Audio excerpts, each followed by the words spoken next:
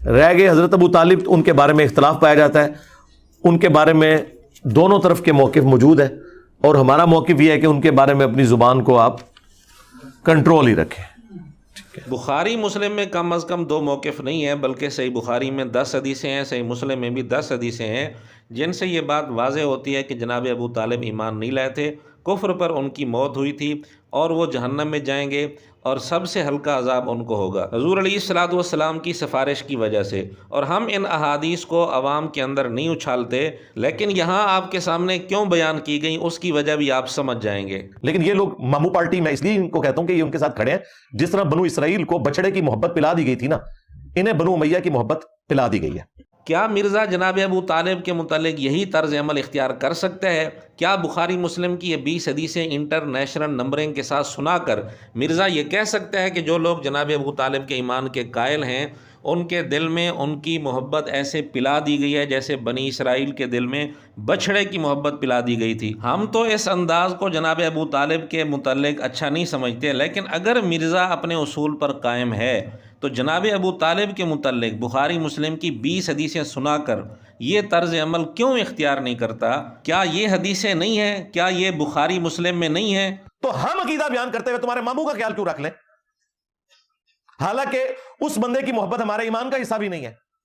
کیا بخاری مسلم میں جناب ابو طالب کے متعلق 20 حدیثیں سنا کر مرزا یہ جملے ان کے متعلق بول سکتا ہے کہ ہم عقیدہ بیان کرتے ہوئے ان کا خیال کیوں رکھیں؟ اور یہ 20 حدیثیں بیان کر کے مرزا کہہ سکتا ہے کہ ان کی محبت ہمارے ایمان کا حصہ نہیں ہے؟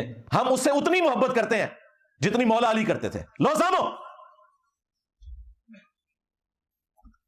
تو یہ 2 نمبر پالیسی کیوں اختیار کی؟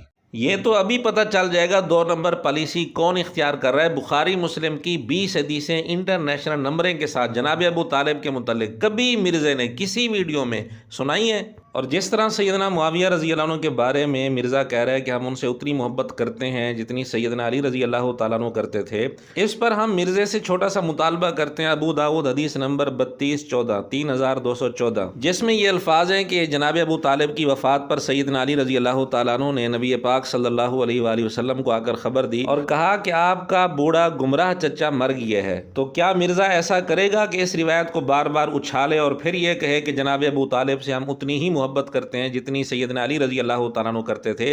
اور پھر امام مسلم سے ذرا پوچھو کہ یہ حدیثیں تم نے کیا علماء کے لیے لکھی تھی یا عوام کے لیے؟ تو امام مسلم نے صحیح مسلم کے سٹارٹ میں مقدمے میں لکھا ہے کہ یہ میں کتاب اس عوام الناس کے لیے لکھ رہا ہوں کہ جنہیں صحیح اور ضعیف کا فرق پتہ نہیں ہے، تاکہ وہ اس کتاب کو پڑھ کر صحیح احادیث کی پہچان کر سکیں۔